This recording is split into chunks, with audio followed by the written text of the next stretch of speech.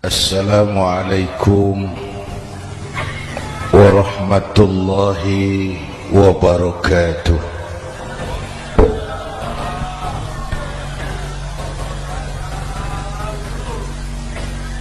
Alhamdulillahi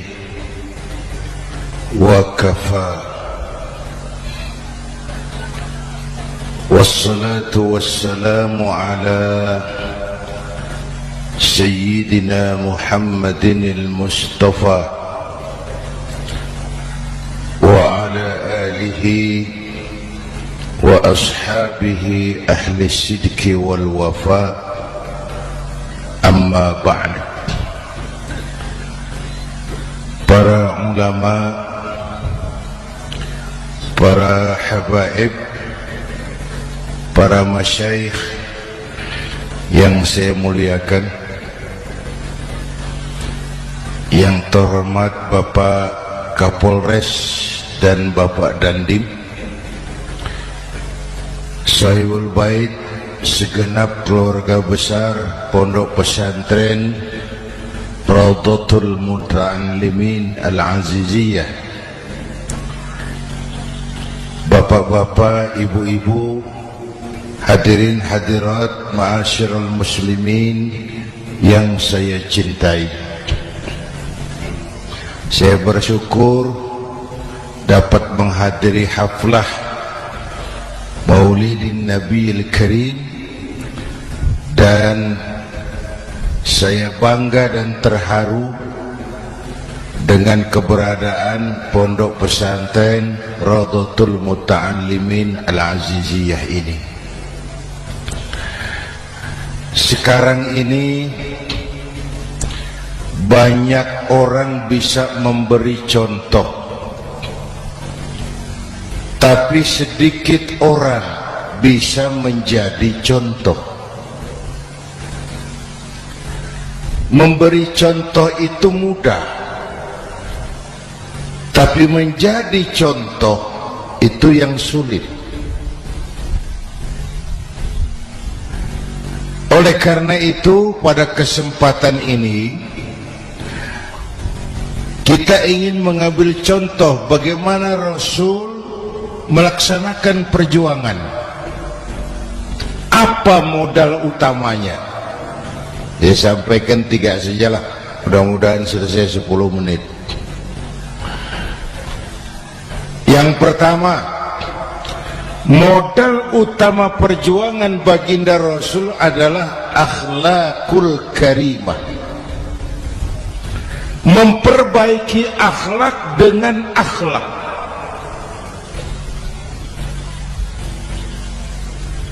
Oleh karena itu, surah Madu sudah selesai. Dari dan ke Madura jadi lebih mudah. Bahkan Madura akan jadi daerah industri. Tetapi yang kita ingin, Madura tetaplah Madura. Akhlak tidak boleh berubah. Zaman boleh berubah, akhlak tidak. Masa boleh berganti, tapi keyakinan tidak boleh mati. Nah, soalnya adalah kepada siapa kita harus berakhlak. Kita itu kan harus berakhlak kepada dua. Kita harus berakhlak pertama kepada Allah. Ini yang terpenting. 13 tahun Rasul berjuang di Mekah hanya memperbaiki akhlak kepada Allah, menanamkan tauhid, meluruskan akidah, membangun keyakinan. 13 tahun di Mekah itu. Dengan perhitungan, kalau fondasi kuat, bangunan aman. Kalau fondasi melenceng, bangunan bengkok. Kalau fondasi rapuh, bangunan runtuh. Bangunan bagaimana fondasinya, orang hidup bagaimana imannya. Kekuasaan dan jabatan baru ada manfaatnya kalau dipegang tangan orang beriman. Kalau tidak, yang muncul Fir'aun. Harta baru terasa manfaatnya kalau dipegang tangan orang beriman. Itulah sebabnya bangsa kita ini bukan cuma perlu orang pintar, kita perlu orang benar. Bahkan di masyarakat lebih baik benar tidak terlalu pintar ketimbang pintar tapi tidak benar.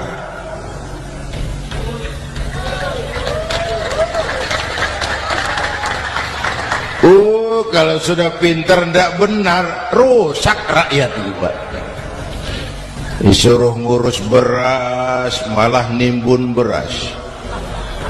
Ya, disuruh ngurus laut jadi bajak laut. Disuruh ngurus hukum, bikin hukum seperti pisau, tajam ke bawah, tumpul ke atas. Kalau yang kecil salah, hukum cepat-cepat ditegakkan. Yang besar salah, diam pura-pura tidak mengerti. Itu yang melukai rasa keadilan.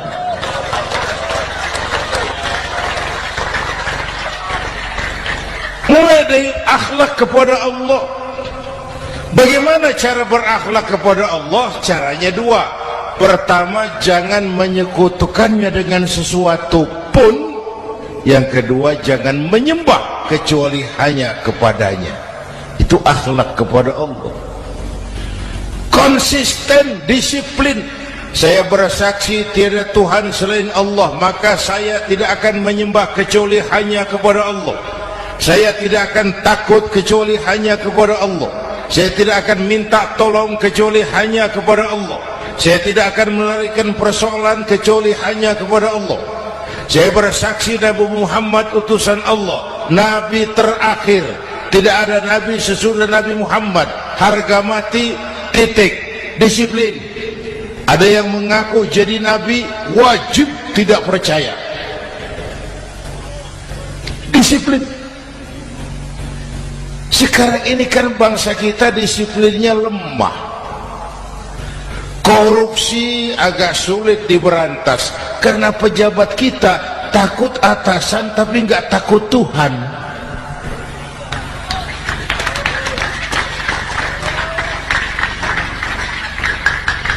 Itu sama dengan anak muda naik sepeda motor ngebut, lampu merah jalan terus, di stop sama polisi. Break. Iya pak. Dia siap. SIM ada pak. SNK ada pak. Tahu kau lampunya merah? Tahu pak. Kenapa lewat terus? Saya nggak tahu, ada bapak. Itu disiplin kita.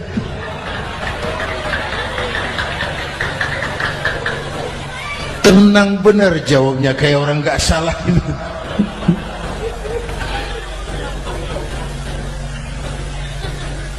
Iman.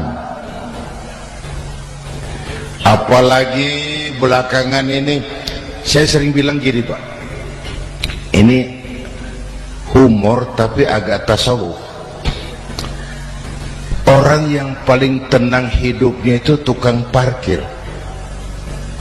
Coba lihat tukang parkir, walaupun mobil banyak, mereknya bagus-bagus, tidak pernah sombong.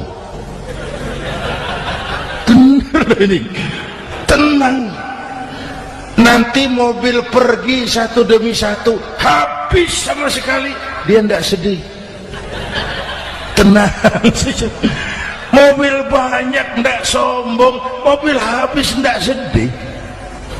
Apa rahasianya? Ternyata, nih tasawufnya di sini. Tukang parkir tidak merasa memiliki, tapi merasa dititipi. Itu. Siapa saja yang merasa memiliki, bersiaplah kehilangan, dan itu menyakitkan.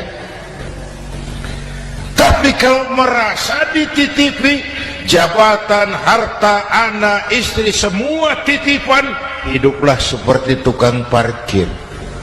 Pertama, titipan tidak boleh bikin kita sombong. Dititipi kok sombong, tidak pantas. Ya, Pak Zainuddin titip mobil ya, silakan. Yang punya mobil pergi, saya petatang peteteng. Tidak pantas dititipi kok sombong. Ada orang dititipi jabatan oleh Allah sombong, dititipi sombong. Ada enggak pejabat sombong? Ada, namanya Fir'aun. Itu pejabat-pejabat sombong anak buah Fir'aun semua. Dititipi harta oleh Allah jadi orang kaya sombong, sama tetangga ndak mau kenal orang lain, kecil semua, jalan ndak injak tanah, kuntilanak. Yang kedua penting, titipan harus dijaga baik-baik. Kalau tidak, yang nitip marah. Yang nitip marah. Pak, titip sepeda motor, silakan.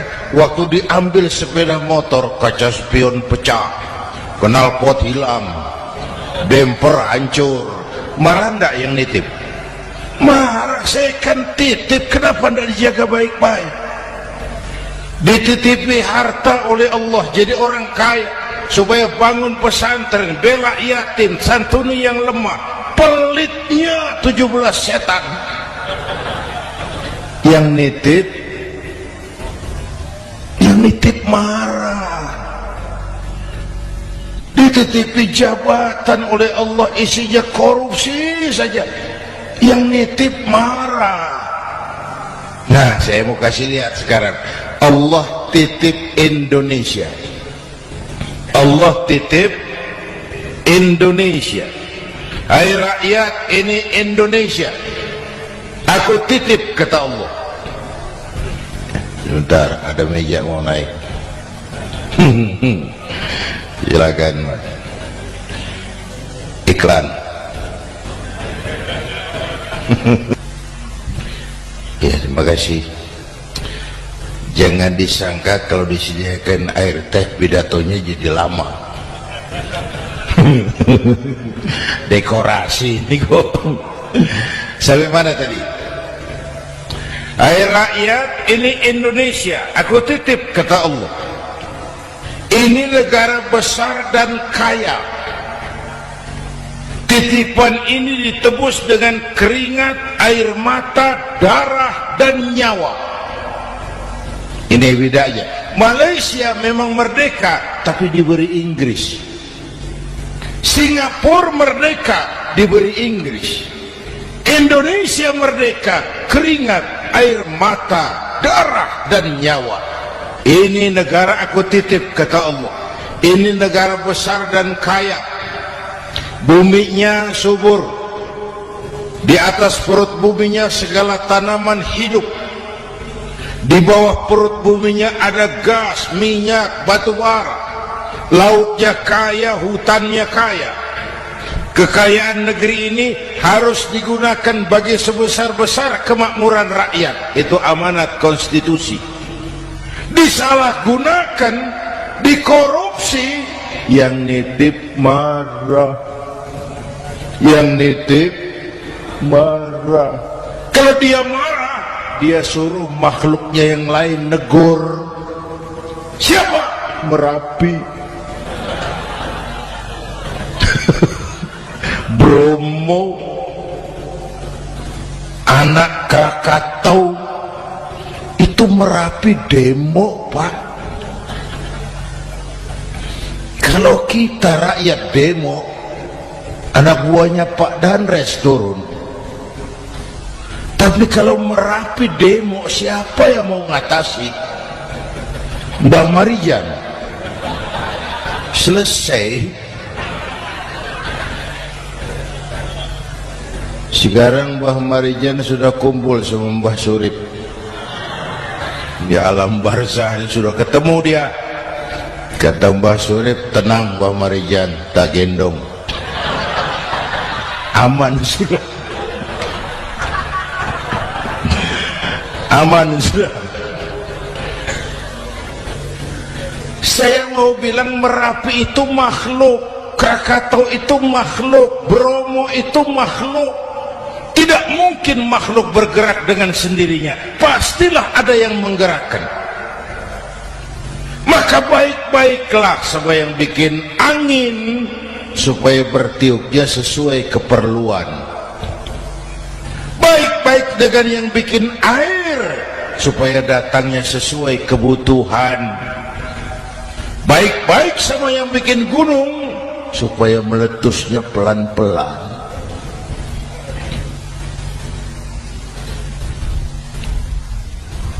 Bapak Ibu hadirin yang saya hormati, menjaga titipan. Jangan menyembah kecuali hanya kepadanya. Jangan menyekutukannya dengan sesuatu pun. Ayo, saya ngobrol kita. Bapak Ibu hadirin yang hadir di sini ini, kita ini semua hamba Allah apa bukan? Hamba Allah. Kata siapa? Kata kita. Kalau kata kita namanya ngaku. Ngaku itu boleh dan murah. Apa diakui? Kita belum tahu. Ya, kan baru kata kita itu. Dan tidak otomatis kalau kita bilang saya ini hambamu ya Allah, lalu Allah jawab iya ya. Tidak, wong itu kan kata kita. Saya hamba Allah, kata saya. Berapa banyak orang perbuatannya, ucapannya berkata saya hamba Allah, perbuatannya menyatakan dia hamba setan, hamba nafsu, hamba dunia, budak jabatan. Tidak sesuai ucapan dengan perbuatan. Jadi hamba Allah itu nggak mudah, digojlok, diuji. Coba lihat, yang jelas diakui sebagai hamba itu baru satu yang kita peringati ini, baginda Nabi. Allah mengakui kapan? Waktu menceritakan Isra dan Mi'raj. Apa yang dipakai kalimat? Subhanallazi asra bi'abdi. Maha suci Allah yang telah menjalankan hambanya. Hambanya. Muhammad itu hambaku, aku jalankan dia. Allah mengakui. Kapan kalimat ini turun? Setelah Nabi digojlok, ditempa, digembleng, diuji, difitnah, dicaci maki, dilontari kotoran unta, sahabat-sahabatnya dibantai. Lolos, Muhammad betul-betul hambaku. Ayo Isra Muhammad. Subhanallazi asra bi'abdi, hambaku. Jadi kalau mau jadi hamba Allah ya diuji, digojlok, digembleng. Nah, mari kita lihat kehambaan baginda Nabi. Orang yang paling bersih hatinya Rasulullah. Orang yang paling baik akhlaknya Rasulullah. Orang yang dosanya sudah mendapat jaminan ampun Rasulullah. Tapi Rasulullah kalau sholat malam bengkak kakinya karena rajin sujud. Hati bersih, akhlak terbaik, dosa sudah diampuni. Tapi kalau sholat malam kakinya bengkak karena rajin sujud. Saya tahu di sini juga banyak yang kakinya bengkak. Cuma urusannya apa, itu urusan masing-masing. Pada tingkat seperti itu Rasulullah, saya perlu Allah, saya perlu Allah, saya perlu Allah. Yang 100 tahun kita bangun selesai oleh gempa 3 menit. Ya, ya. Yang 100 tahun kita bangun ternyata selesai oleh gempa 3 menit. Kita perlu Allah, kita perlu Allah. Makanya musibah itu kan kalau menimpa orang baik-baik namanya ujian. Kalau menimpa orang setengah baik itu paru-paru, yang bikin malaikat bingung. Sholat rajin, maksiat tekun, baca Quran mau, fitnah orang hobi, ngaji nyolong jalan terus. Untung di sini nggak ada yang begitu. Di Jakarta banyak, di sini insya Allah sama. Jakarta. Orang separuh-separuh seperti itu kalau dapat musibah itu namanya teguran, bukan ujian. Kenapa ditegur? Lalai. Nah, kalau orang jahat dapat musibah itu namanya persekot. Uang muka tanda jadi. Kontannya nanti di akhirat. Kalau diuji bukan saja harus sabar, tapi harus lulus. Kalau ditegur, introspeksi, perbaiki yang kurang, kurangi yang memang berlebihan. Bertali-tali, bersambung-sambung musibah ini. Dan musibah kalau datang tidak pernah memilih, tidak pernah memilih. Bapak Ibu hadirin yang saya muliakan, jadi mari yang pertama jaga akhlak kita kepada Allah. Jangan menyekutukannya dengan sesuatu pun, jangan menyembah kecuali hanya kepadanya. Sekarang kan musim entertain, orang pandai membangun pencitraan, orang pinter bikin bungkusan. Sekarang ini kiai sama dukun tipis bedanya. Bener Pak, pemburu hantu pakai sorban, pakai gamis, nanti kiai pakai helm. Atribut sudah kacau sekarang ini, siapa pakai apa, siapa mau jadi apa, ndak jelas.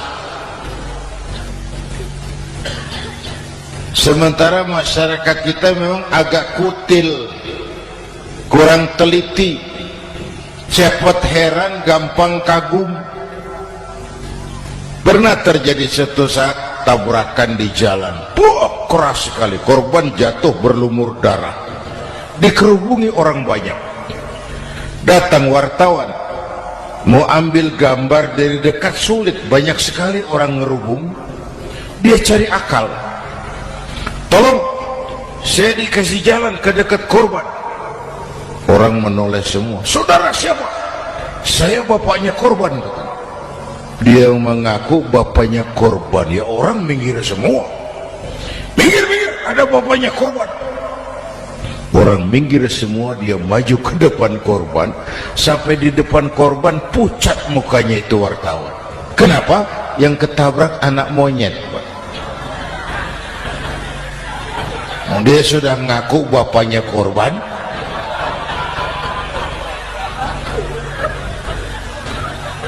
Ini cerita pendek tapi pesannya dalam. Kalau belum kenal benar jangan cepat-cepat ngakui. Ya, rakyat harus cerdas sekarang ini. Emas pasti kuning. Benar itu? Apa semua yang kuning pasti emas? Udah cerdas lah itu, udah cerdas lah itu. Hati-hati, ini jangan pencitraan. Orang pandai bikin bungkusan. Oleh karena itu kita juga harus punya filter supaya tidak hanyut oleh kedangkalan-kedangkalan pencitraan itu. Satu itu akhlak kepada Allah. Yang kedua, kepada siapa kita berakhlak? Kepada sesama manusia. Kepada sesama manusia itu siapa? Pertama, sesama muslim. Malam ini saya hadir di sini, saya tidak merasa tamu. Saya hanya keluarga di tengah keluarganya. Bahwa saya lahir di Jakarta itu sih kebetulan, saya nggak pesan. Yang kita tidak pesan jangan diributkan, kita nggak pesan. Warna kulit seperti ini kita nggak pesan. Dari suku apa lahir kita nggak pesan. Potongan seperti ini kita nggak pesan. Islam membebaskan manusia dari ras diskriminasi. Pada waktu yang bersamaan Islam mengangkat harkat, derajat, martabat kaum wanita. Ini kasihan dari tadi nggak diajak ngomong. Pada waktu yang bersamaan Islam mengangkat harkat, derajat, martabat kaum wanita. Tuh, ibu-ibu mestinya lebih terima kasih sama Rasulullah. Sebelum Rasulullah datang, nasib perempuan menyedihkan, dilecehkan, harganya murah. Sebelum Rasulullah datang, murah. Sebelum Rasulullah datang, murah. Coba lihat wanita sebelum Islam, sedih, dilahirkan hanya untuk melahirkan, alat pemuas nafsu. Kalaupun berperan, peranannya cuma segitiga, dapur sumur kasur, kasur sumur dapur, putar-putar di situ saja. Tidak usah di Arab, dunia. Di Jawa, raja-raja Jawa sebelum kenal Islam seenaknya ngumpuli perempuan kan, selirnya yang 30, 50. Sultan-sultan di Turki piara harem ratusan orang perempuan. Kaisar terakhir dinasti Ming Cina bangun istana 1000 kamar, istrinya 1000. Innalillahi wa inna. Itu saya coba pikir, raja kalau istrinya 1000, kapan pakai kolor itu raja?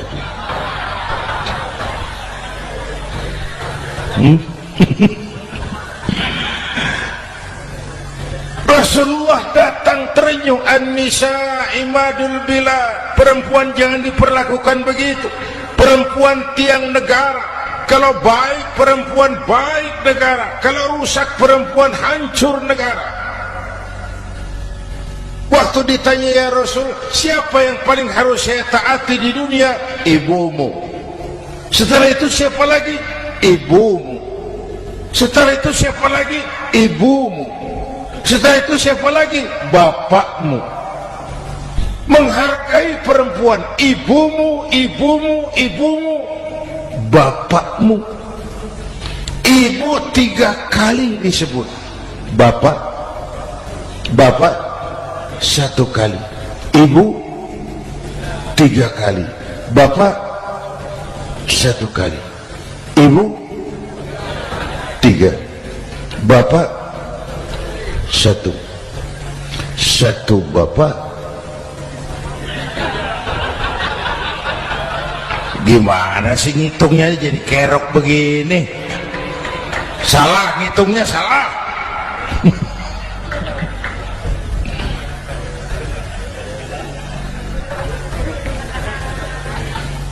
lalu dicairkan kehidupan kemasyarakatan di masjid. Masya Allah, masjid itu pendidikan demokrasi betul. Pertama, siapapun masuk masjid copot sandal, buka sepatu. Benar itu? Ini masyarakat yang mau kita bangun. Tidak ada warga negara kelas 1, semua sama. Lurah masuk masjid buka sepatu rah. Camat masuk masjid buka sepatu mat. Gubernur masuk masjid buka sepatu Nur. Nikmatnya masyarakat masjid, nikmatnya masyarakat masjid.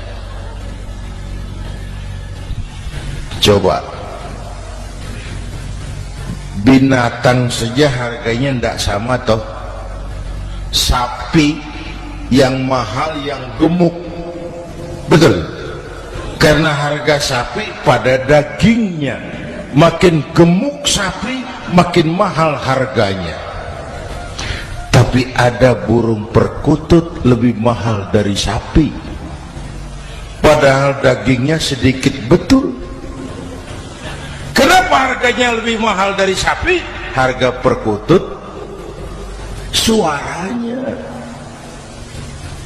Di mana harga manusia yang paling gemuk? Silakan bersaing dengan sapi. Maaf.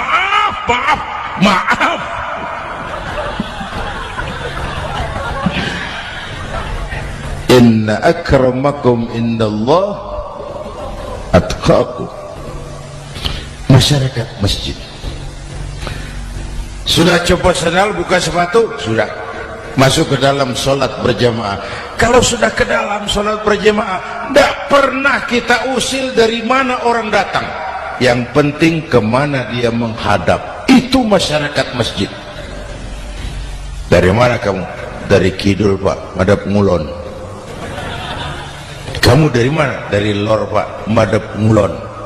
Kamu dari mana? Dari kulon, madhab ngulon juga.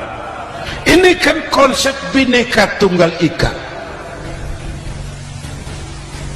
Dari manapun orang datang, apapun warna kulitnya, dari suku apapun ia dilahirkan, kalau akidahnya sama, itu saudara kita. Lalu sholat berjamaah. Apa itu? Hidup bermasyarakat, berbangsa dan bernegara. Harus ada imam, harus ada makmum.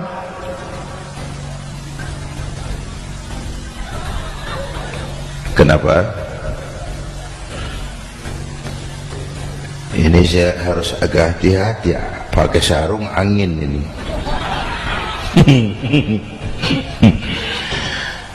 Apa tadi ngomong apa saya? Sholat berjamaah, bermasyarakat, berbangsa dan bernegara. Ada imam, ada makmum. Siapa makmum? Kita ini rakyat. Siapa imam? Para pemimpin negara. Apa bedanya? Imam harus dipilih, makmum nggak usah. Coba baca kitab fikih yang setebal apapun, nggak ada bab pemilihan makmum. Nggak usah, makmum nggak usah dipilih. Orang buta boleh jadi makmum, orang bisu boleh jadi makmum, tukang mabuk boleh jadi makmum, tapi tidak tiap orang boleh jadi imam. Imam harus dipilih. Siapa yang jadi imam? Pertama, a'lamuhum, orang yang paling alim di kampungmu, angkat jadi imam. Yang paling alim, bukan yang paling tua. Yang paling alim, tahu urusan, punya konsep, punya visi dan misi, mengerti negara ini mesti dibawa kemana, jalan keluarnya apa, angkat jadi imam. Pak, ada dua orang Pak, alimnya sama, yang mana yang dipilih? Kalau ada dua orang alimnya sama, kata Nabi, afsahuhum, yang lebih fasih lidahnya. Apa artinya fasih? Nyambung sama rakyat, tahu apa yang dimaui rakyat, nyambung. Tidak sah orang fasih bermakmum kepada imam cedal.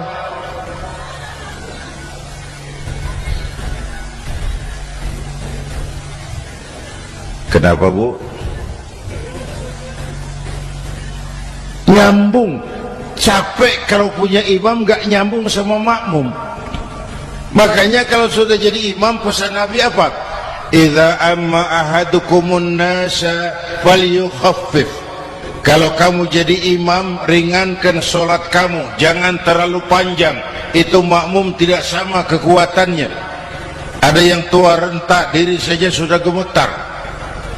Ada makmum yang punya darah tinggi, kalau sujud lama kepalanya sakit. Ada makmum yang sudah janji habis sholat mau terima uang. Jangan kalau sudah jadi imam di kota, sholat isya berjamaah, rakaat pertama selesai Fatihah, Yasin, bubar makmum. Jadi imam jangan terlalu lama. Kayak Husni Mubarak tuh kelamaan jadi imam, 30 tahun, rakyat capek.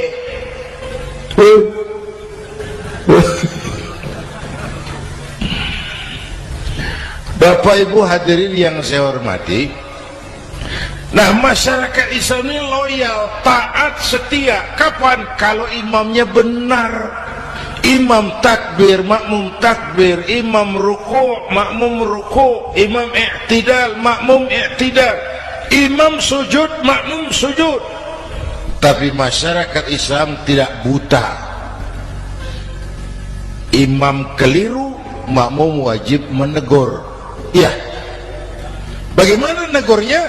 Mestinya ruku, imam sujud. Wah, keliru ini. Subhanallah, kan gitu. Itu aturan main. Tidak boleh imam keliru, makmum emosi, main pegang, oi salah, oi, kacau sholat.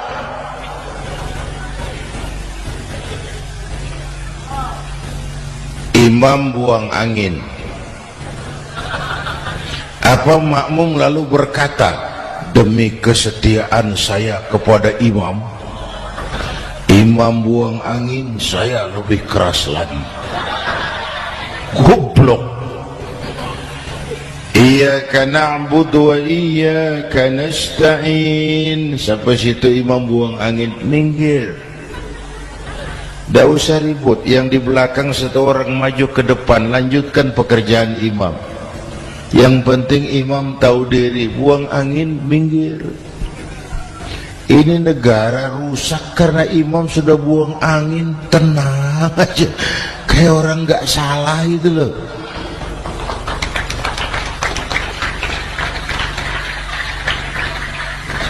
Selesai sholat dikasih tahu, imam tadi buang angin ya, sedikit. Apa kalau nggak sedikit lalu nggak rusak sholat itu? Nah, dalam berjaga akhlak kepada sesama, ayo kita jaga kesatuan, persatuan, kerukunan, kekompakan. Ini pesantren Rawdatul Muta'allimin Al-Aziziyah, ini aset kita. Keberadaannya, pengembangannya, kelangsungannya bukan sekedar tanggung jawab pengurusnya, tanggung jawab kita sesuai dengan bidang dan kemampuan masing-masing. Yang punya jabatan bantu dengan wewenangnya, yang punya harta bantu dengan uangnya, yang punya tenaga bantu dengan tenaganya, yang bisa doa bantu dengan doanya, yang tidak bisa apa-apa bantu dengan diam. Diam saja lumayan loh itu membantu. Bapak Ibu hadirin yang saya hormati, saya ingat almarhum Panglima Besar Sudirman pernah bilang, kamu itu kalau mau menang harus kuat, kalau mau kuat harus bersatu, kalau mau bersatu hidupkan semangat silaturahmi. Mau menang harus kuat, mau kuat harus bersatu. Mau bersatu, hidupkan silaturahmi. Bapak Ibu hadirin, rukun antar umat seagama. Beda pendapat boleh, marah jangan. Kalau di Jakarta kan sekarang lagi musim apa itu wahabi yang bid'ah, sedikit bid'ah itu. Saya sih bilang yang suka tahlil bagus, terusin. Yang nggak suka tahlil nggak apa-apa, tapi jangan mencaci maki yang suka tahlil. Orang yang mabuk masih banyak kok yang tahlil dicaci maki. Kita nih seperti orang kurang kerjaan. Waktu guru saya Hadaratul Mukarram Ki Haji Dr. Idham Khalid wafat, saya ajak orang baca Fatihah. Selesai, saya lagi duduk di belakang, seorang pengusaha nemui saya, Kiai, kenapa? Saya coba ingin kepastian. Apa? Orang yang sudah mati dibacakan Fatihah itu, apa pahalanya sampai? Saya bilang gini, Mas, kamu kalau nggak percaya mati aja dulu. Saya bacain Fatihah, tunggu di sono. Kalau nggak nyampe balik lagi nggak apa-apa.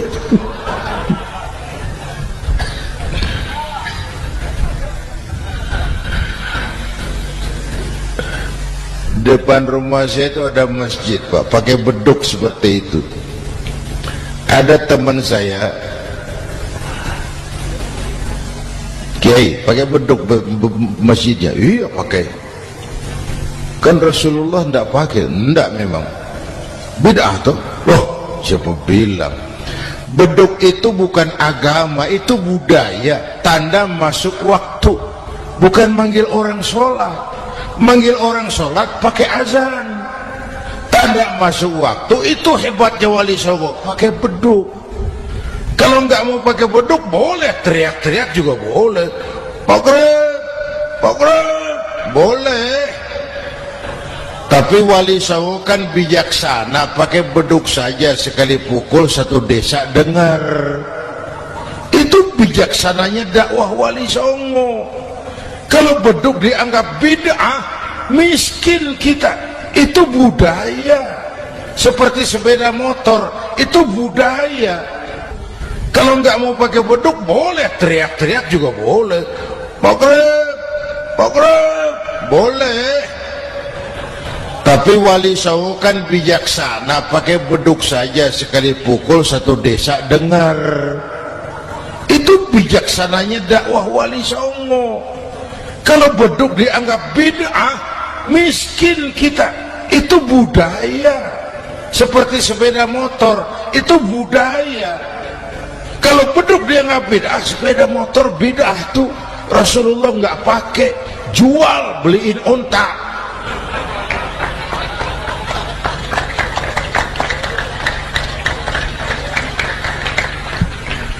Ayo cari persamaan, jangan memperbesar perbedaan. Hormati pendapat orang kalau pendapat kita juga ingin dihormati. Kasus Ahmadiyah meledak lagi di Cikesik, Banten. Lalu pendekar-pendekar HAM menganggap itu tirani, mengganggu kebebasan beragama. Dia lupa bahwa Ahmadiyah masalahnya bukan kebebasan beragama, tapi penodaan terhadap agama. Kalau kebebasan beragama sih umat Islam welcome. Orang mau Hindu, mau Buddha, mau Kristen bebas memilih agamanya masing-masing. Tapi ini kan Ahmadiyah lain, ngakunya Islam tapi ada nabi lagi sesudah Nabi Muhammad, namanya Mirza Ghulam Ahmad, asal dari India. Saudara hadirin yang saya hormati, ini yang prinsip penodaan terhadap agama. Kalau nggak ngaku Islam nggak masalah. Supaya mau aman caranya cuma dua, Ahmadiyah jadi agama sendiri, karena Malaysia sudah melarang Brunei sudah, Rabitoh Alam Islami menyatakan aliran sesat. Saudi Arabia melarang pengikut Ahmadiyah pergi bikin haji. Dia dianggap non muslim. Cuma memang pemerintah kita nggak tegas. Kalau dari dulu dinyatakan dilarang, nggak akan ada lagi kasus-kasus seperti itu.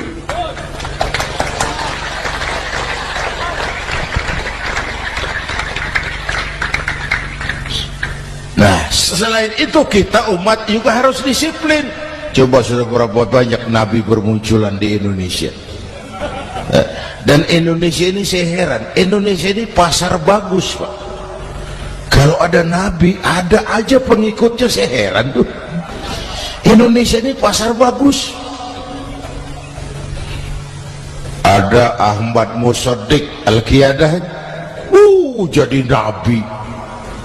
Konsultan bulu tangkis jadi nabi. Dapat wahyunya di Bogor,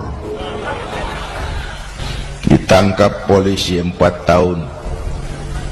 Muncul lagi di Bandung, namanya Sayuti, tukang cukur, ngaku dapat wahyu jadi nabi, ditangkap polisi lagi 2 tahun.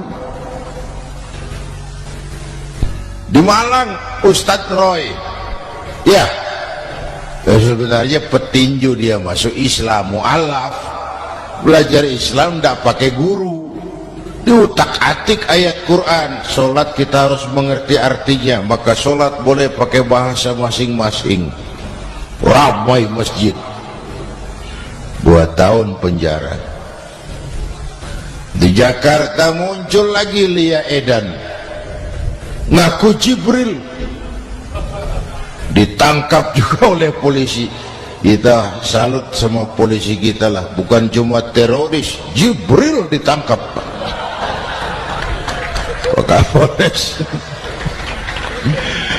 Saya bilang sama teman-teman polisi, untung dia ngaku Jibril, Pak. Coba kalau dia ngaku Israel, lebih gawat itu.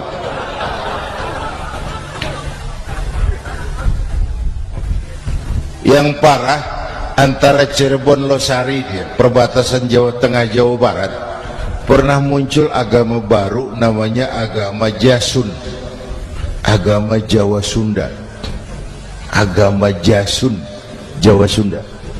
Yang jadi nabi Tugimin. La haula wala quwata.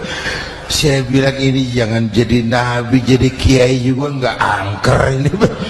Al-Mukarram Bapak Kiai Tugimin, nggak enak loh. Yang lebih nggak enak selawatannya loh itu.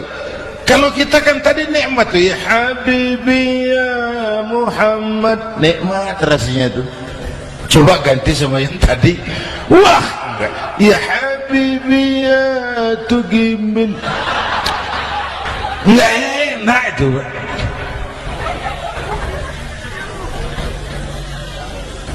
Jadi umat Islam itu sangat menghormati orang lain agama.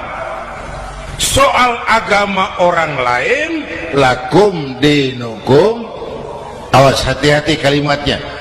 Kita menghormati orang lain agama. Soal agama orang lain, lakum dinukum. Kita memang yakin cuma Islam agama yang benar, tapi bukan berarti kita boleh menghina agama orang lain. Kenapa? Kalau agama kita yang dihina, kita kan sakit hati. Orang lain sama dong. Itu sebabnya Allah berpesan, jangan kau caci maki Tuhan mereka, karena mereka akan balas mencaci maki Tuhanmu. Dan itu artinya mencaci maki aku, kata Allah. Jelas ini? Jelas? Justru karena umat Islam mayoritas di Indonesia, maka kerukunan antar umat beragama terjaga dengan baik.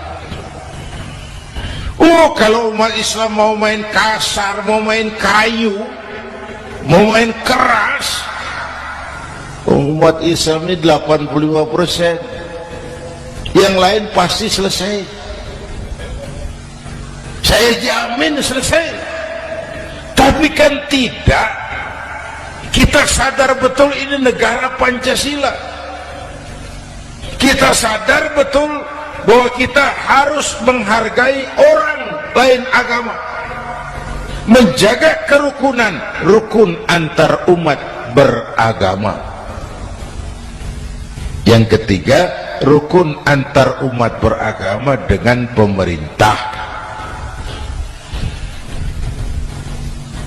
Dulu kiai saya bilang, sultanun zulum khairum min fitnatin tadum. Pemerintah yang jelek pun sebenarnya masih lebih lumayan ketimbang tidak ada pemerintahan. Kalau itu ukurannya. Coba umpama nanti Pak SBY sudah terlalu pusing, lalu pengumuman jam 000, seluruh rakyat Republik Indonesia saya umumkan mulai malam ini tepat jam 000 pemerintah bubar. Ayo bayangkan seperti apa kita tanpa pemerintah. Hukum rimba, yang kuat menekan yang lemah, yang kaya merampok yang miskin. Rumah saudara dirampok, lapor ke polisi, kata Kapolres, maaf polisi baru bubar. Hak asasi diinjak-injak, lapor ke pengadilan, pengadilan bubar. Masih ada pemerintah saja yang kuat suka menekan yang lemah, apalagi kalau tidak ada pemerintah. Karena itu ulama dan umara dua pilar utama. Kalau kuat keduanya, kuatlah masyarakat. Kalau rapuh keduanya, maka rapuhlah juga masyarakat. Bapak Ibu hadirin yang saya hormati, ini yang kedua, kita harus berakhlak kepada sesama. Yang ketiga, kepada siapa kita harus berakhlak? Kenapa? Iya, saya cuma lihat jam. Yang ketiga, kepada siapa kita harus berakhlak? Kita ini harus berakhlak kepada makhluk Allah yang lain di luar manusia. Kepada air kita harus berakhlak loh Pak. Saya dulu remaja ngaji fikih, kiai ngajar makruh buang air kecil di tanah yang berlubang. Saya protes, kenapa makruh kiai? Pertama, untuk kesehatan. Siapa tahu di lubang yang kau kencingi ada gas beracun. Kalau tidak kiai, kalau tidak maka artinya kau harus melindungi binatang yang ada di dalam lubang. Siapa tahu di lubang yang kamu kencingi ada semut sedang rapat membahas masalah Mesir. Apa dosanya lalu mati dikencingi? Ini namanya rahmatan li semut.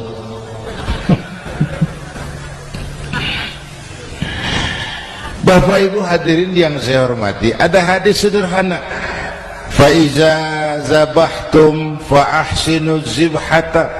Kalau kamu menyembelih hewan, sembelihlah dengan cara yang terbaik. Jangan nyembelih ayam pakai pisau tumpul, itu namanya tidak berperi kebinatangan. Kepada ayam kita berakhlak, kepada pohon kita berakhlak, kepada air kita berakhlak. Kenapa sekarang alam tidak seramah dulu? Karena kita juga tidak ramah kepada alam. Kenapa sering terjadi banjir? Karena tempat air kita kurangi. Dia bingung mau kemana. Air nggak punya tempat, akhirnya masuk ke rumah kita juga. Masuk dalam zuharul fasadu bil barri wal bahri bima kasabat aydin nas, karena kita tidak berakhlak kepada lingkungan. Bapak Ibu hadirin yang saya hormati, jadi itu yang pertama, modal utama perjuangannya akhlakul karimah. Mau sukses, utamakan akhlak. Industrialisasi boleh terjadi di Madura. Jalan berhotmik licin, oke. Listrik masuk desa, alhamdulillah. tapi akhlak jangan berubah, akidah jangan goyah.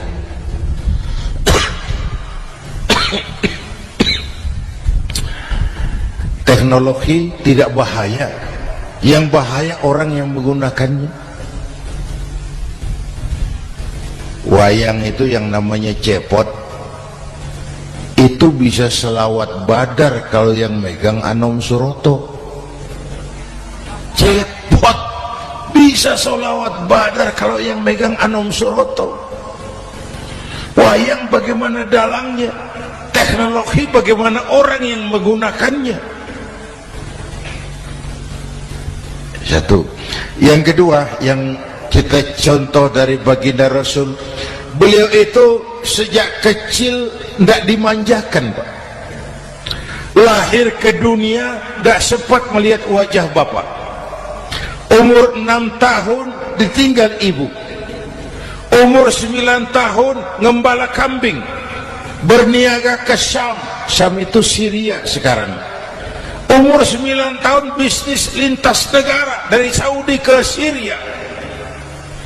Remaja tidak dimanjakan, kerja keras, peras keringat, banting tulang, tidak ada pekerjaan halal yang hina. Lahir pribadi yang tegar, mental yang tahan banting, manusia yang tidak cengeng karena sejak kecil ditempa oleh kesulitan. Jadi gini, orang itu kalau biasa susah, ketemu susah, ndak kaget, Pak. Mentalnya kuat. Saya santri, biasa makan kangkung, datang ke rumah teman dikasih kangkung, loh makanan saya ini. Dikasih daging ayam, nambah.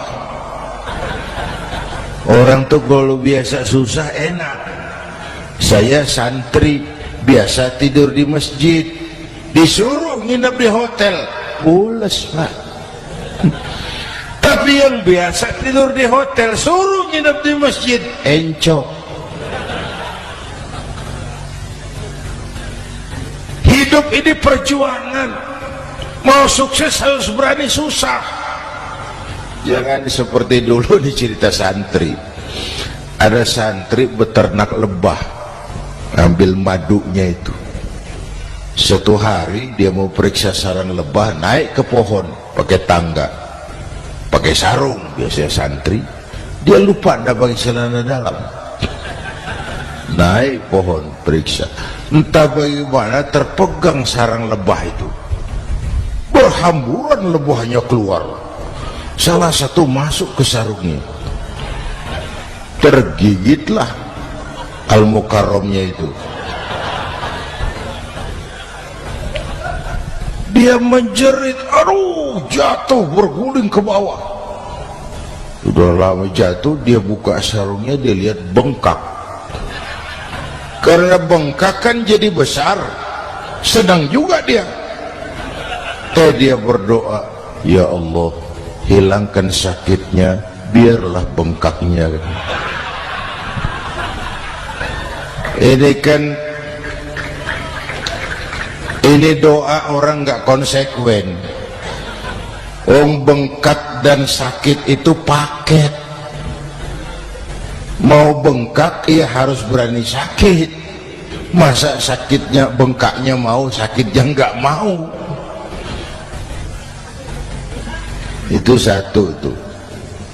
Yang kedua, kita ini sering kalau punya cita-cita sering seperti rapat tikus. Satu hari sekelompok tikus rapat paripurna tikus untuk mengantisipasi bahaya kucing.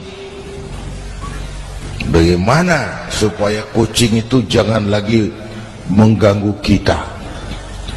Akhirnya ada yang mengusulkan begini, bagaimana kalau di leher kucing kita gantungkan lonceng, supaya kalau dia datang dari jauh suaranya sudah kedengaran dan kita bisa lari menyelamatkan diri.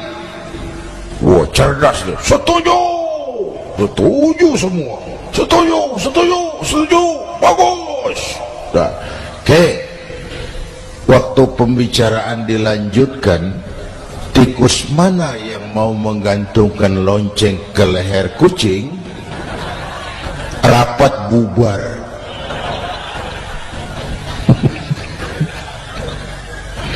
Setuju, akur. Iya, iya. Waktu kerja selesai. Bapak Ibu hadirin yang saya hormati, terutama anak-anak saya, para santri, remaja, pemuda. Hidup ini persaingan. Bapakmu tamat SD nak, kau sarjana. Bapakmu cuma jadi RT nak, kau camat. Bapakmu tukang tabal ban, kau harus punya pabrik ban. Anak saya pertama dulu, saya titip mondok di Tebu Ireng. Tahun pertama pulang saya kontrol, sini kau, apa hasilmu setahun di pesantren? Saya sodorkan, dia sodorkan saya sebuah piagam penghargaan juara lomba pidato di pondoknya. Saya heran, ini anak di rumah jarang ngomong, kok bisa jadi juara pidato? Saya tanya, kamu bisa pidato, apa yang dipidatoin? Dia bilang, kan kaset ayah dihafalin. Ya saya ketawa juga, waktu itu dia masih anak-anak. Baiklah, baiklah, tapi apa cita-citamu? Saya kepengen seperti ayah. Wah, kau ini salah. Kalau aku ayahmu di matamu menurutmu hebat, mestinya kau 10, 100, 1000 kali lebih hebat dari orang-orang yang kau anggap hebat. Karena tantanganmu akan lebih berat dari tantangan yang aku hadapi sekarang. Kalau kau sama dengan aku, kau ditinggalkan zaman karena kau tidak mampu menjawab tantangan zamanmu. Bapak Ibu hadirin yang saya hormati, persaingan tajam, tantangan makin berat. Oleh karena itu diperlukan semangat yang dicontohkan Nabi. Kerja keras, peras keringat, banting tulang. Tidak ada pekerjaan halal yang hina. Sejak kecil ditempa oleh kesulitan. Asal jangan seperti saya tadi ngobrol sama teman-teman. Sekarang ini di negara kita banyak politisi miskin negarawan. Pejabat-pejabat kadang-kadang kalau melihat rakyat tuh komentarnya nggak berpihak kepada rakyat. Saya ingat waktu Mentawai dihantam gempa, Nias hancur, infrastruktur hancur, rumah rakyat luluh lantak. Ketua DPR Pak Marzuki Ali bilang, bagaimana itu rakyat? Ya itu resikonya punya rumah di pinggir laut. Waduh, ini bukan komentar pemimpin, rakyat lagi susah kok dibilang kayak gitu. Saya prihatin dengan ucapan kayak gitu. Waktu cabai 100.000, di sini berapa sekarang? Sama ya. Waktu cabai mahal, ada pejabat bilang, rakyat suruh nanam cabai aja di halaman rumahnya. Ini kan gak solutif dan gak cerdas.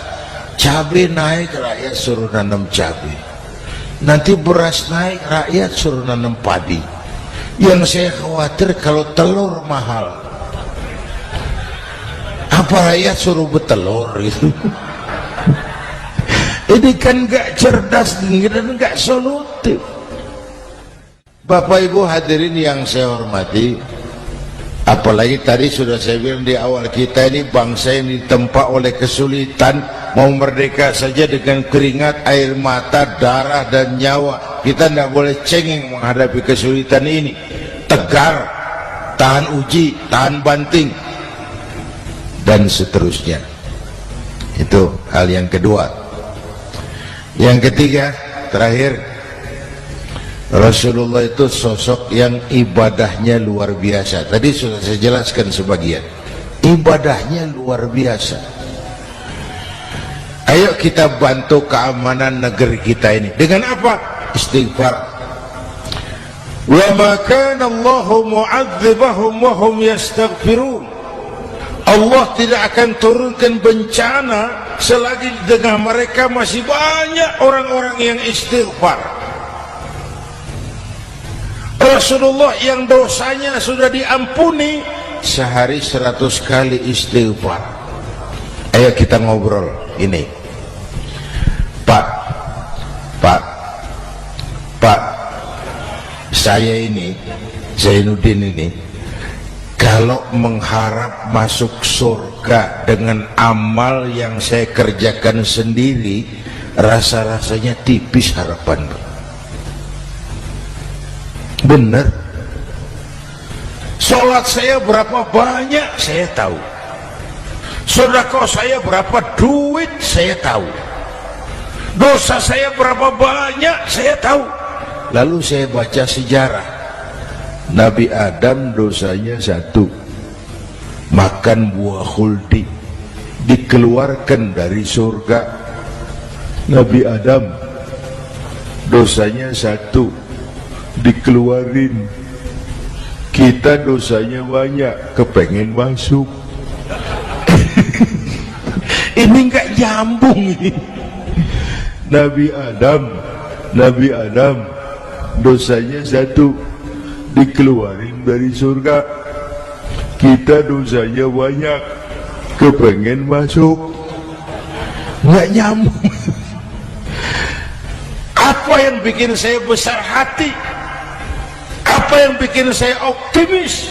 Ada 2. Pertama yang disebut rahmat Allah, yang kedua disebut syafaat Rasulullah. 2 itu, Pak. Oh, kalau kita ini insya Allah nanti sampai ke surga, amin, amin. Kalau kita ini sampai ke surga, Pak, saya jamin itu bukan karena amal kita, itu karena rahmatnya Allah.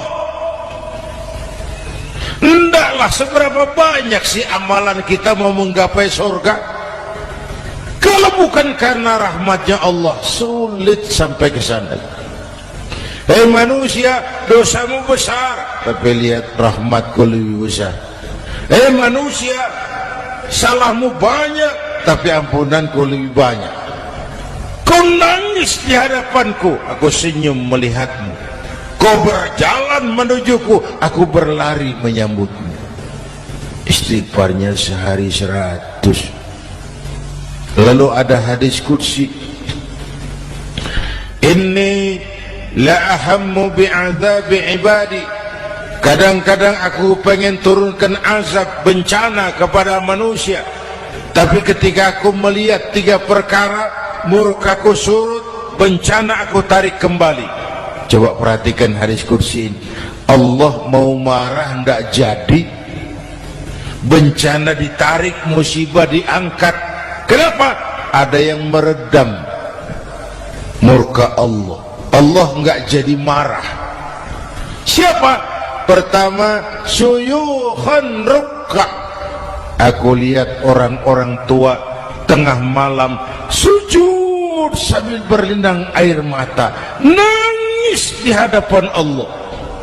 Itu kita hutang jasa lupa sama orang-orang yang tengah malam sujud nangis di hadapan Allah.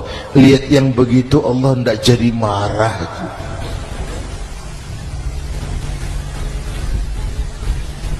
Saya tahu bapak-bapak, ibu-ibu kan suaminya sering bangun tengah malam, ya Bu, kencing. Bikin bingung malaikat. Sudah mau ditulis tahajud, kencing doang. Kata malaikat, sialan, hampir salah tulis.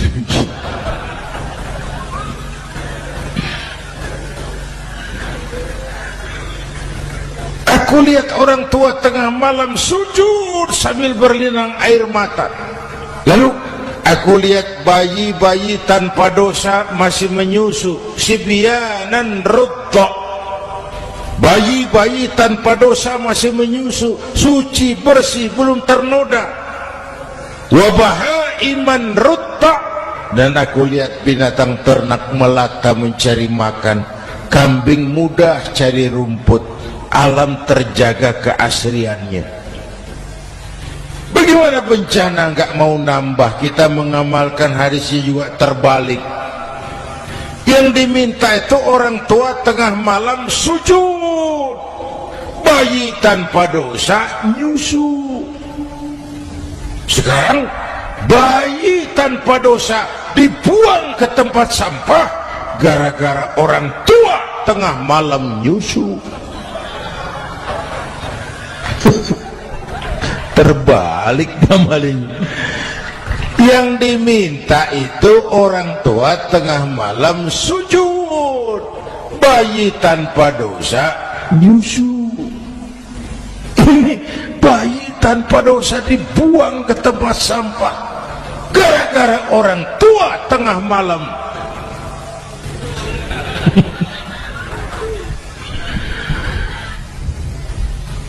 Bapak Ibu hadirin yang saya hormati, rahmat Allah kita perlu. Yang kedua, syafaat Rasulullah. Mari saya cerita syafaat sedikit.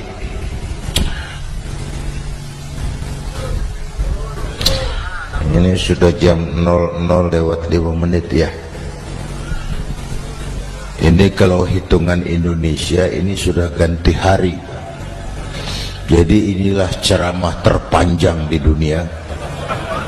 Bayangkan saya pidato dari hari Selasa sampai hari Rabu.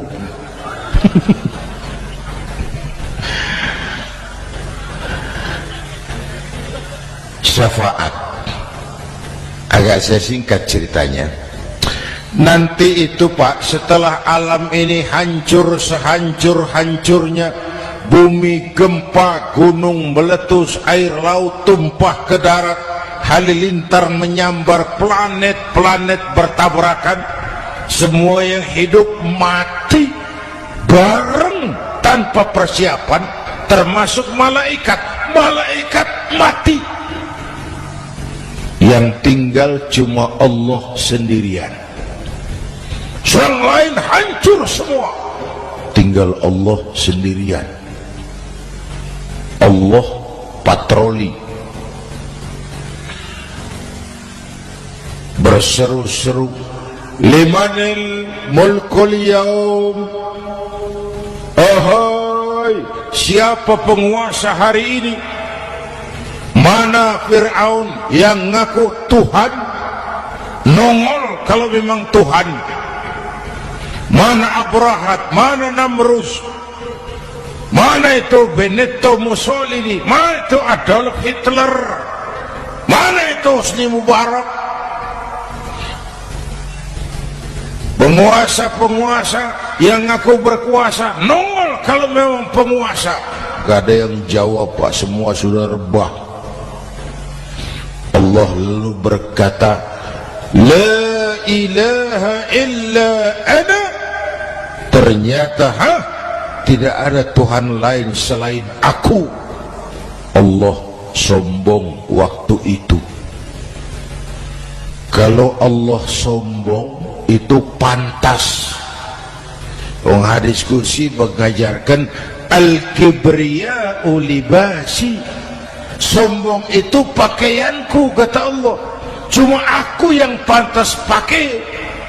Kamu manusia nggak pantas pakai pakaianku, kebesaran. Pakaian Allah mau dipakai, sombong itu pakaian Allah, cuma Allah yang pantas pakai. Nanti itu yang pertama dihidupkan bukan kita, malaikat dihidupkan lebih dulu. Tiupan pertama, malaikat hidup semua, diatur panitia akhirat. Yang nyambut tamu siapa, yang pimpin marawis siapa, Malik siap, sediakan neraka, Aku mau bakar itu bajingan tengik yang waktu di dunia nggak mau sujud, jauh dari ulama, tinggal di masyarakat jadi biang kerok, sama yatim kejam. Sediakan neraka. Baik. Ridwan, iya, sediakan surga. Aku mau balas hamba-hambaku yang waktu di dunia rajin sujud, dekat dan cinta kepada ulama, santun kepada yatim, suka menolong orang yang memerlukan pertolongan. Baik. Jibril, Mikail, iya, ke surga. Untuk apa ya Rob? Ambil kendaraan bernama Buraq, turun ke alam, cari di mana kubur kekasihku Muhammad, bangunkan dari kuburnya, bawa ke surga. Turun Jibril dan Mikail, cari kubur Nabi.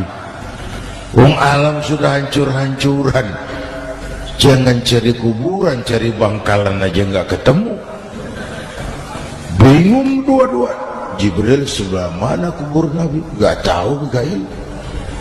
Lalu dua-duanya sujud mohon pertolongan Allah. Dengan izin Allah terbuka kubur Nabi. Allahumma sholli alaihi wa ala alihi. Bangun dari tidur seperti orang bangun dari kubur, seperti orang bangun tidur. Nabi mengusap mata, menoleh ke kanan Jibril, menoleh ke kiri Mikail. Lalu tanya, ayu yaumin hadza ya Jibril? Ini hari apa Jibril? Ini hari apa? Hadza ma wa'ada ar-Rahman. Ini hari yang dijanjikan Allah Muhammad. Ini kiamat. Kiamat Jibril? Kiamat.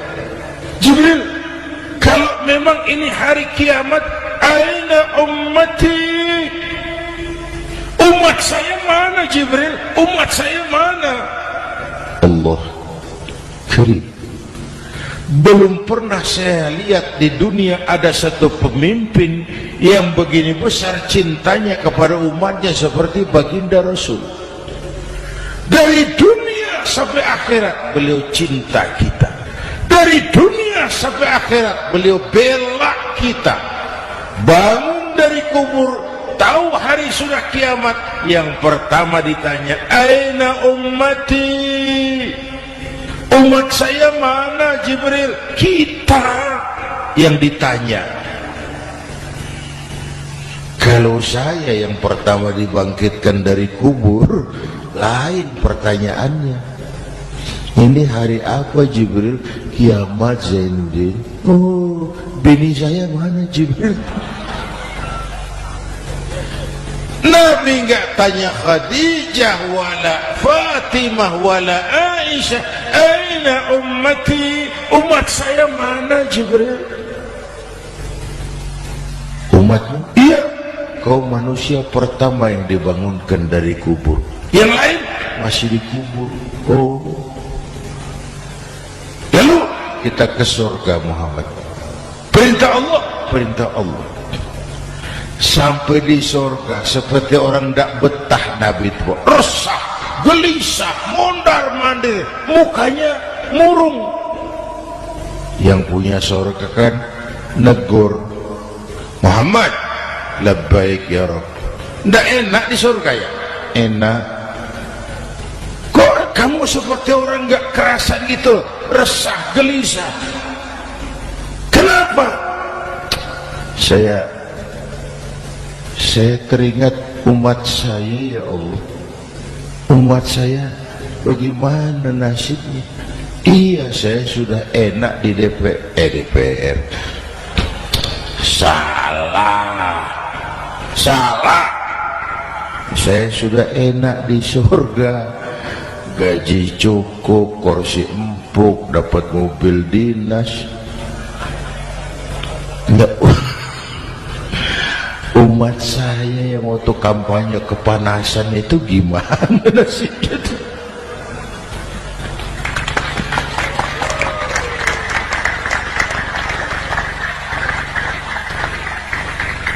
Makanya dulu di Senayan, di depan kantor DPR tuh banyak tukang kaca jualan di situ. Saya bilang tukang kaca pintar dagangnya di situ. Pas Maksudnya supaya yang mau berkantor di situ ngacak dulu. Ya, wakil lurah pasti tidak lebih tinggi dari lurahnya. Wakil camat tidak lebih tinggi dari camatnya. Ini kenapa wakil rakyat kok selalu lebih tinggi dari rakyatnya?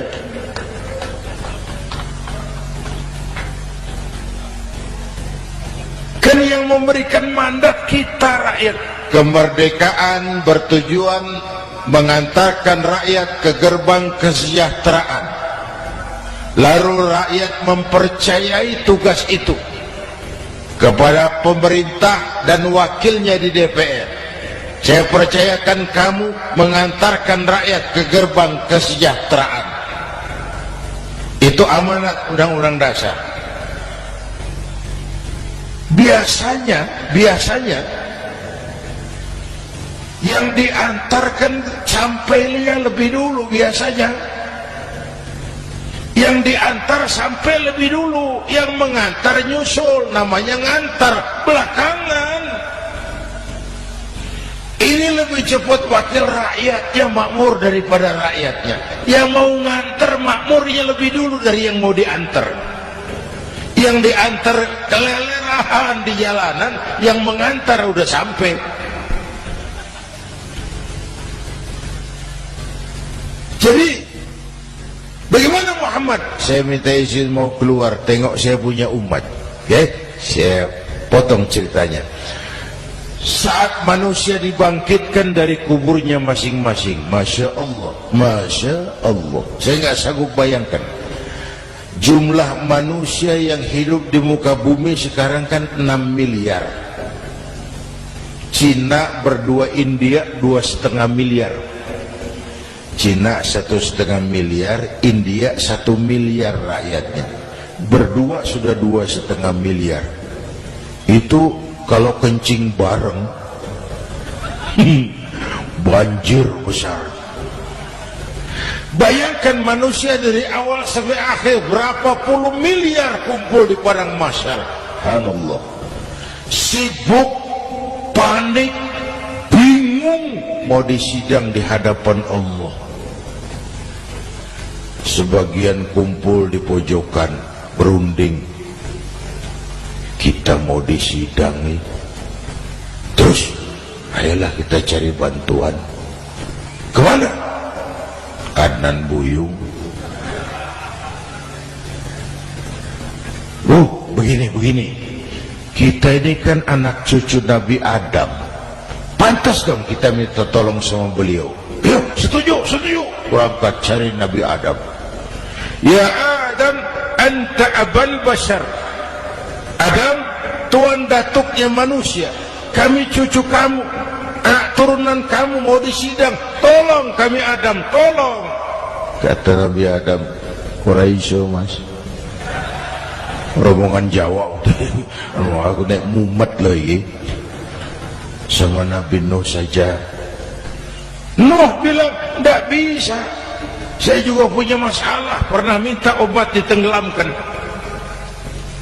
Ibrahim barangkali.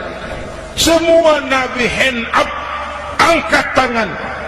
Dikala itu, yauma la yanfa'u malun wala banun, di mana harta tidak ada lagi artinya, anak-anak tak jadi beban, tiap orang sibuk dengan urusannya sendiri-sendiri.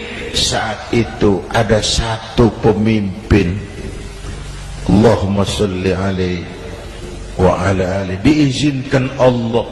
Dikala semua nabi yang lain angkat tangan hand up, beliau malah, ummati ana laha, ta'ali ummati, ta'ali ummati, umatku sini, umatku sini. Beliau memanggil-manggil umatnya. Yang bagaimana yang dipanggil? Ada hadis, inna ummati yatuna yaumal qiyamah ghurran muhajjalin min atharil wudu. Umatku besok di akhirat datang menghadap Allah dengan muka bersinar-sinar karena sering wudu. Sering wudu kan sering sujud. masa cuma wudhu tapi nggak sujud? Itu nanti ndak usah mengaku Rasul yang panggil, sini umatku, tapi kalau muka nggak pernah wudhu, nggak pernah sujud, merangkak di depan Nabi, saya umatmu ya Rasul. Kata Nabi, umat saya nggak ada yang kumpul gini. Dikala itu beliau berkenan memberikan syafaat. Syafaat itu sudah saudara, saya pakai sarung, sobek sedikit, syafaat itu ngambeli gitu loh. Salat saya kurang sedikit, sedekah saya campur riak sedikit, puasa saya tidak ikhlas sedikit, ditutup dengan syafaat. Saya mau dagang, perlu modal 20 juta, saya punya uang 15 juta, yang 5 juta syafaat. Jadi harus ada modal. Kalau sholat tidak pernah, sedekah tidak pernah, lalu syafaatnya dari mana? Yang dapat tambelan itu yang punya sarung bolong, punya sarung sobek, ditambal dengan syafaat. Nah kalau tidak ada sarung, apa yang mau ditambal? Ya, nah, mudah-mudahan kita semua mendapat rahmat Allah dan mendapat syafaatnya Rasulullah Sallallahu Alaihi Wasallam. Bapak Ibu hadirin, sudah 7:30 lewat 4 jam. Saya pun kangen, tapi hari sudah larut. Insya Allah lain kesempatan kita jumpa lagi. Terima kasih kepada Al-Mukarramun, para ulama, para habaib, pengasuh pesantren Raudhatul Muta'allimin Al-Aziziyah, dan semua yang hadir. Mudah-mudahan yang saya sampaikan ada manfaatnya. Usikum wa iyaya bitaqwallah. Aqulu qawli hadza fa astaghfirullahal azim li wa lakum. Wassalamu alaikum warahmatullahi wabarakatuh.